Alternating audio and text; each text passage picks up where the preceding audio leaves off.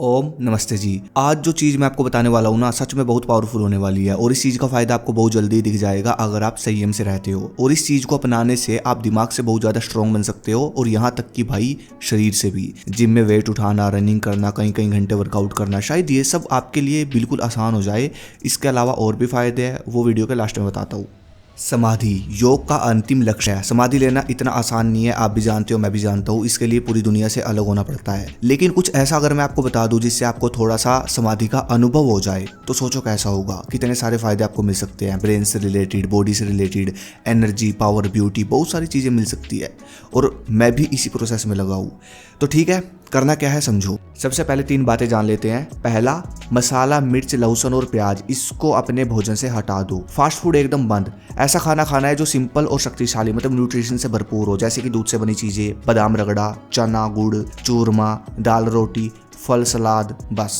Non veg तो आपके आसपास भी नहीं होना चाहिए। दूसरा, धातु आपकी बाहर नहीं निकलनी चाहिए। सेव करना है इसको जितना ज़्यादा हो सके।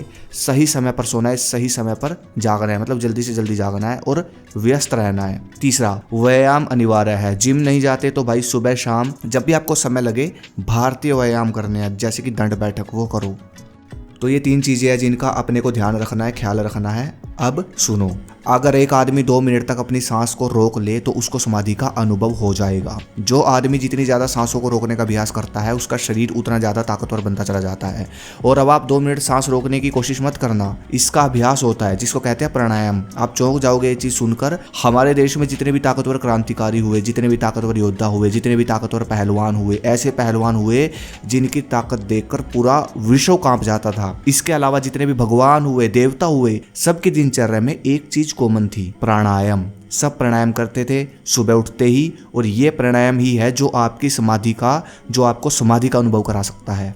अब आपको करना क्या है, देखो, या तो सुबह उठते ही या फिर अगर आप वर्कआउट करते हो तो वर्कआउट करने के बाद इस प्रकार सुखासन में बैठ जाना है और छाती में नाक से लंबी सांस भर लेनी है, गहरी एकदम, और अपने मल दीवार को सिकोड़ना है, मूत्र इंद्री को ऊपर खींचना है। इसको कहते हैं मूलबंद। अगर समझ ना आया हो तो मूलबंद लिखकर सर्च कर लेना यूट्यूब पर प्राणायाम के साथ। तो भाई ये मूलबंद लगाकर सांस रोक कर रखो जब तक रोक सकते हो। स्टॉप वॉच लगाकर आप देख सकते हो कि कितनी देर तक आप सांस रोक सकते हो। जब घबराहट होनी शुरू हो जाए, जब आपको ये लगने लग जाए कि नहीं अब सांस छोड़नी पड़ेगी, तब धीरे धीरे श्वास छोड़नी है नाक से। फिर थोड़ी देर बाद रुक कर दोबारा सांस भरनी है, ऐसे ही जैसे मैंने बताया।